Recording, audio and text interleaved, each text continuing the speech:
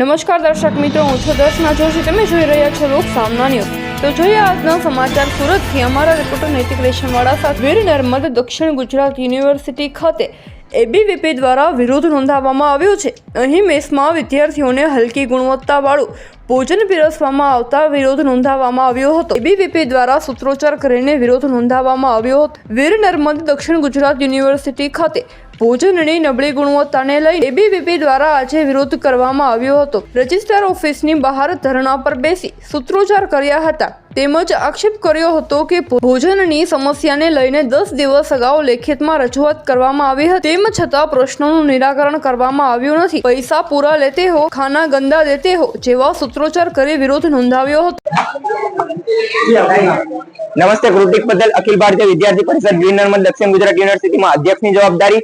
છેલ્લા ઘણા જ્યારથી 1 મહિના અગાઉ કેન્ટીનનો કોન્ટ્રાક્ટ નવો બદલાયો છે ત્યારથી વિદ્યાર્થીઓને સાવ સ્વાદહીન અને સાવ છેલ્લી કક્ષાનું જમવાનું અહીંયા પીરસવામાં આવે છે.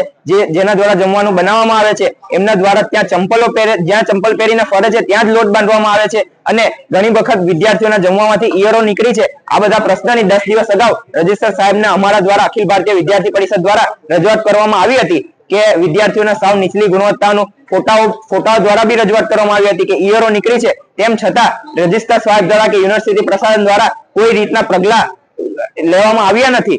તો અખિલ ભારતીય વિદ્યાર્થી પરિષદ આજે અહીંયા માંગ કરે છે કે જ્યાં સુધી આ કોન્ટ્રાક્ટને દૂર કરવામાં ન આવે ત્યાં સુધી અહીંયા દરેક વિદ્યાર્થીઓ બેસી રહેશે અને જમવાની જે પ્રાથમિક જરૂરિયાત કહી શકાય એ તો સારી મળવી જ જોઈએ દરેક વિદ્યાર્થીઓને. અમે અહીંયા રજૂઆત કરવા માટે આવ્યા ત્યારે રજિસ્ટર સાહેબ અહીંયા હતા, પરંતુ અમને જોઈને અહીંયાથી ચાલ્યા ગયા છે. વિદ્યાર્થીઓને એમને ચિંતા નથી, એમને ફક્ત ને ફક્ત કોન્ટ્રાક્ટરો અને યુનિવર્સિટી પ્રશાસન કર્મચારીઓની ચિંતા છે. તો ફરી મળીશું એક નવા સમાચાર સાથે. ત્યાં સુધી જોતા રહો લોક સામના ન્યૂઝ.